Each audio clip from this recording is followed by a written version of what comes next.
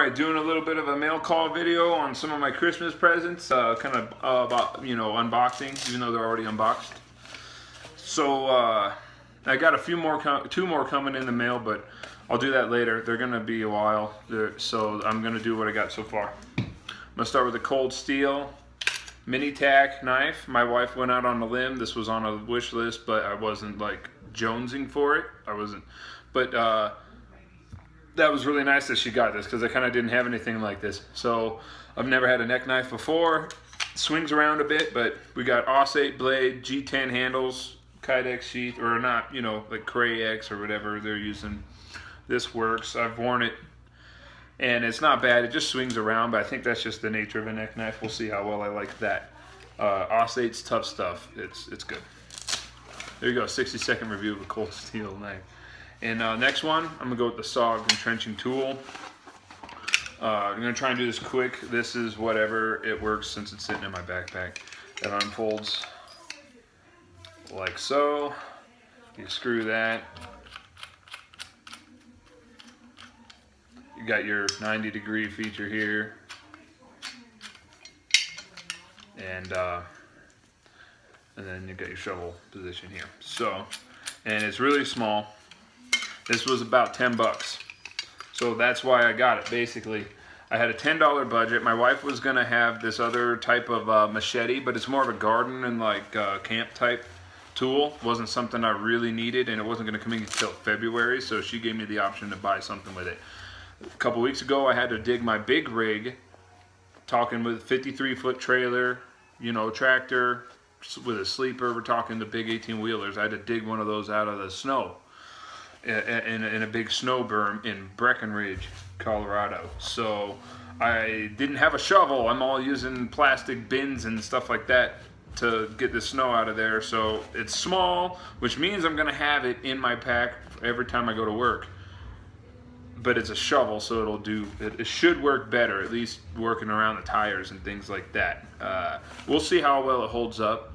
It's s.o.g, so they make pretty good stuff. So some people had really bad reviews of it, but for this price point, I could get a bigger one. Looks like more like the Ames shovels that you had back in the day, but it's like made in China, and who knows what it's actually, could be aluminum, could be just a soft steel.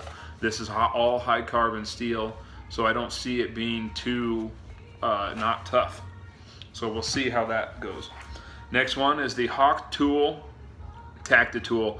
I thought it was a little gimmicky with the name, but you can call it whatever you want as long as it works, right?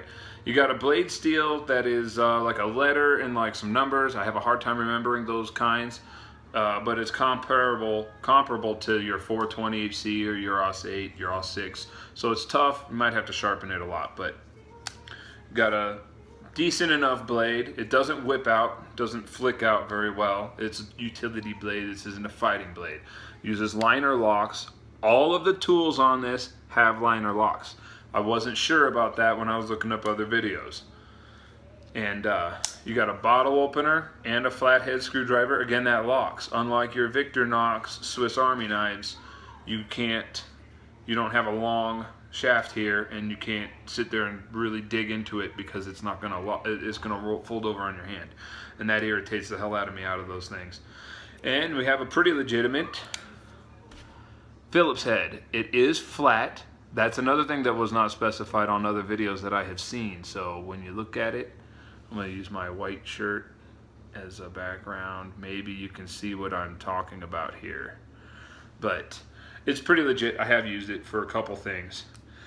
This, however, some people who might want to carry this, it seems like a big tool to be putting as a D-ring on your belt or something. I mean, I guess if you're using it, you want to stick it on your fence, or if you're using it on a fence, stick it on like a fence or a piece of wire or whatever, or stick it on your belt and still have the tool faster, maybe. I don't know.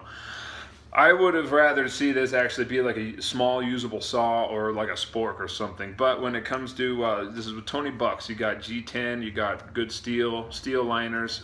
We'll see how well it holds up, but compared to like your Victorinox Swiss Army knives and stuff like that. I'd rather have only these tools and have them work really well, like this looks like it will do, rather than have a saw that doesn't work, a scissors that'll barely cut, a filter off of a cigarette. I think I had an uncle that basically could only use them for that.